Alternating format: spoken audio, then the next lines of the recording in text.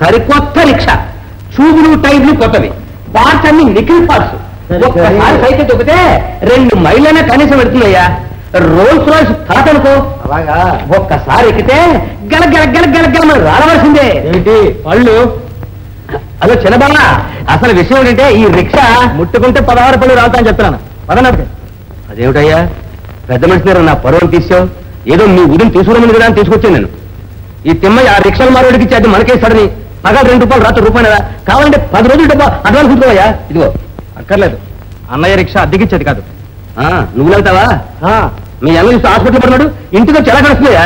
అదే గడుస్తున్నావయ్యా, దానికి మీ సహాయం అక్కర్లేదు. దయచేసి వెళ్ళండి పదయ్యా. ఇదిగో బావా, ఒకవేళ మనసు మారితే మాత్రం ఉత్తరం రాయి. అడ్రస్ తెలుసుగా, కేరా పోలీస్ స్టేషన్. పదా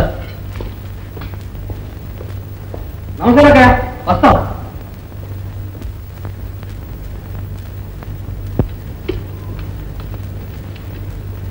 అదేమిటి మోహన్, రిక్షాని ఎవరికైనా అద్దెకిమ్మని మారిస్తే నేనే చెప్పాను, పంపించేసావే. అన్నయ్య రిక్షా ఎవరు లాగడానికి వీలేదు వదిన. బాగుంది నాయన, బాగుంది. రిక్షాను అలా ఊరికే పడేసి ఉంచే కంటే ఎవరికైనా అద్దెకిస్తే తప్పే ఉంది. మీ అన్నయ్య పళ్ళకి రోజుకు 2 రూపాయలు అవుతున్నాయి, పైగా ఇంటి ఖర్చులు కూడా సర్దుకోవాలి. మరేం భయలేదు వదిన, నేను ఇంకా బతికే ఉన్నాను. అలా అని నీ చదువు మానుకుని సంపాదనలోకి దిగుతావా? చదువుకుంటూనే సంపాదిస్తున్న వాళ్ళు ఎంతో మంది ఉన్నారు వదిన. ఉంటే ఉండవచ్చు గాని నేను బ్రతికుండగా నేను ఏ పని చెయ్యనివ్వను. నీ చదువు చెడిందంటే మీ అన్నయ్య గుండె పగిలిపోతుంది తెలుసా. రిక్షా అద్దెకిచ్చినంత మాత్రాన ఇంటి ఖర్చంతా గడిచిపోతుంది వదిన. గడవకపోతే 1-2 నెలల్లో నేను ఎవరింట్లోనైనా నౌకరీ చేస్తాను. వదిన, మీరందరూ మీ నీచ పనులు చేసి నాకు ఈ పాడు చదువు చెప్పించకపోతేనే నేను మాత్రం మనిషిని కానా? కాయ కష్టం చేసి డబ్బు సంపాదించలేనా? మోహన్ వదిన, ఈ విషయంలో మాత్రం నాకు నువ్వేం చెప్పొద్దు. అన్నయ్య రిక్షా ఇంకొకటికి అద్దెకి ఇవ్వను. 1-2 రోజుల్లో నేనే ఏదైనా పనిచేసి డబ్బు సంపాదిస్తాను. అందాక నా కోసం దాచిన డబ్బు ఉంది కదా, అది తీసి ఖర్చు పెట్టు. నీ ఫీజు కోసం దాచిన డబ్బా? వద్దు బాబు వద్దు, ఆయన ఒట్టు కూడా పెట్టుకున్నాను. నేను ఆ డబ్బు ముట్టుకో. ఒట్టు లేదు గిట్టు లేదు, అంతా మొండి పట్టు. అరే సైకిల్ అద్దెకి ఎలాగయ్యా? నువ్వు లేవుతావా? మీ అన్నయ్య చూస్తే ఆసుపత్రిలో ఉన్నట్టు ఇంటికి ఎలా గడుస్తుంది అనుకున్నావు? గడవకపోతే 1-2 నెలలు నేను ఎవరింట్లోనైనా నౌకరీ చేస్తాను.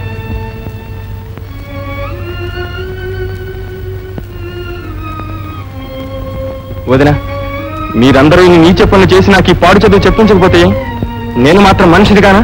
కష్టపడి సంపాదించలేనా?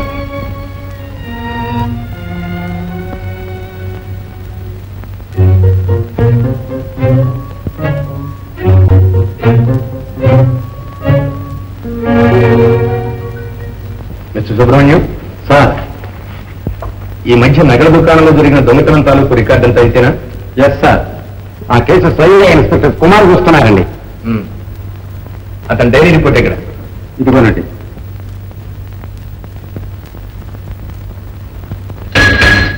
రిక్షా సలాం సార్. ఎక్కడికి పోనుంటారు సార్? అలా పొనిరా. ఓహో, అయ్యగారు మంచి మూడ్లో.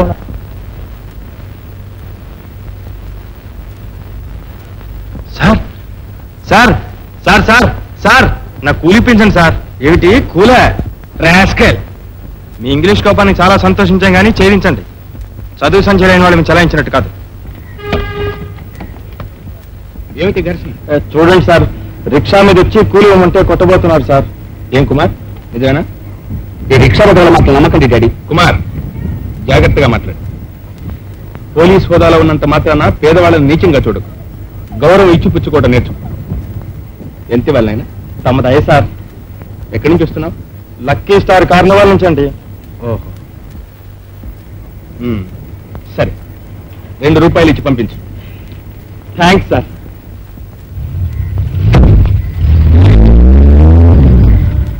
Get out.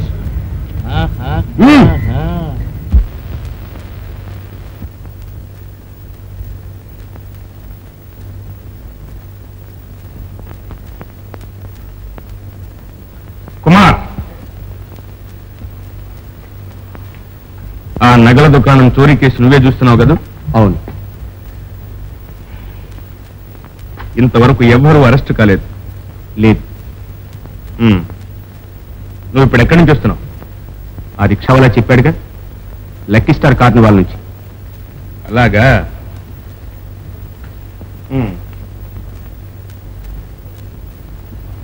నీకు ఆ జయశ్రీకి ఏనాళ్ళ నుంచి పరిచయం?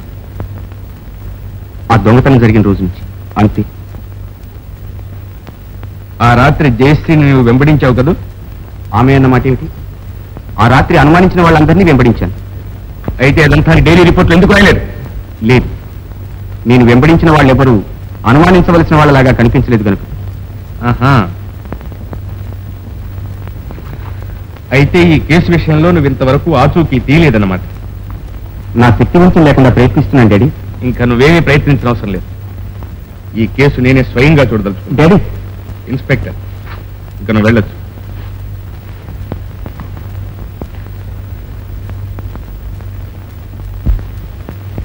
వదినా, ఇవిగో వదినా. అన్నయ్యకి పళ్ళు, ఇవాళ వంట కాయగూరలు, ఇదిగో రూపాయి నా స్కూల్ ఫీజుకి దాచు. ఇంకెక్కడ స్కూల్ ఫీజు మోహన్ పోయింది. మన కొంప కూలిపోవద్దు. అదేంటి అలా అంటున్నావు? అన్నయ్య కోసం ఉన్నాడా? మరి ఆయన నీ ఫీజు కోసం రాత్రి పగలు కష్టపడి చెమటోడ్చి కూడబెట్టిన డబ్బంతా దొంగలెవరూ దోచిపోయారు. ఇంకా నీ ఫీజు ఎలా కట్టడం? అన్ని రూపాయలు ఎక్కడి నుంచి తేగం? ఇంకా ఆయన మొహం నేను ఎలా చూడను? ఏమని సమాధానం చెప్పను?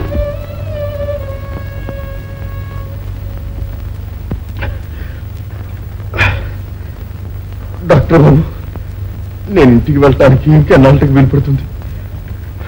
10-15 రోజుల దాకా నేను డిశ్చార్జ్ చేయడానికి వీల్లేదు. అయితే అంతకాలం మా సంసారం ఎలా గడుస్తుంది బాబు? మా తమ్ముడు చదువు ఎలా సాగుతుంది? డాక్టర్ బాబు, మీకు దండం పెడతాను, త్వరగా నయమయ్యే మార్గం చూడండి బాబు. అలా కంగారు పడతావేమయ్యా? ఇది తుపాకీ దెబ్బ, గాయం మానడానికి ఇంకా కొంతకాలం పడుతుంది. ఇంతకు నువ్వేం పని చేస్తుంటావు? నేను సైకిల్ రిక్షా తొక్కుతూ ఉంటాను బాబు. 2 నెలల వరకు నువ్వు ఆ పని చేయడానికి వీల్లేదు తెలుసా? నీ వార్డుకు వెళ్ళి పడుకో. అదేమిటి మోహన్, పట్టపగలే రిక్షా తీసుకెళ్తావా? ఒక్క రాత్రిలో అయితే బాడుగులు సరిగా దొరకడం లేదు కదా. నీ కాలేజీ స్నేహితులు ఎవరైనా చూస్తే ఏమనుకుంటారు నాయన? ఏమనుకుంటారు? రిక్షాలు అవుతున్నారు అనుకుంటారు. నీకు సిగ్గయ్యదు? పోయిన డబ్బు నెలలలో పోగు చేసి ఫీజు కట్టకపోతే ఇంకా సిగ్గుపడాల్సి వస్తుంది వదినా. మరి అంత డబ్బు ఎలా సంపాదిస్తానో నువ్వే చూస్తావుగా. సరే, ఎండలు ఎక్కువసేపు తిరక్క త్వరగా ఇంటికి రా. అలాగే వదినా.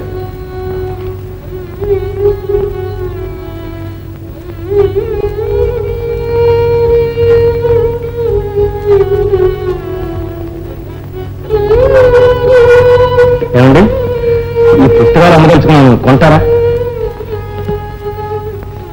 ఎంత ఉన్నాయా? మీ ఇష్టం, మీరే చెప్పండి. కాలేజ్ టెక్స్ట్ బుక్స్ తీసుకో, 10 రూపాయలు. అంతేనా? సెకండ్ హ్యాండ్ బుక్స్ అయ్యా? సరే. మోహన్ పుస్తకాలు అమ్ముకుంటున్నాడా? అవి ఎంతకి ఇస్తారు? 25 రూపాయలు అవుతాయా ఈ కాలేజ్ బుక్స్. సరే, లేవండి. ఈ రిక్షా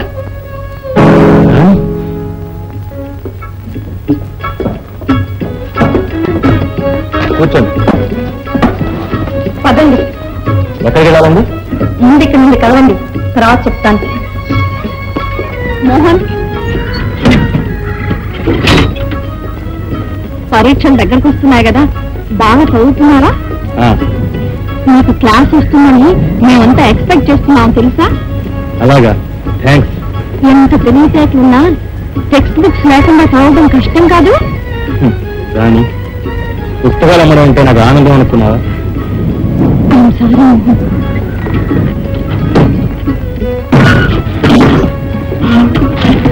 బాడుగంట నీ భయ కమిషనర్ గారు అమ్మాయి గారు మిమ్మల్ని నోరు చేయబడతాం. అయితే నోరు మూసుకుని ఇవి తీసుకుని వింటండి. థ్యాంక్స్. మరి మళ్ళీ ఎగ్జామ్స్, మరి వెళ్ళండి.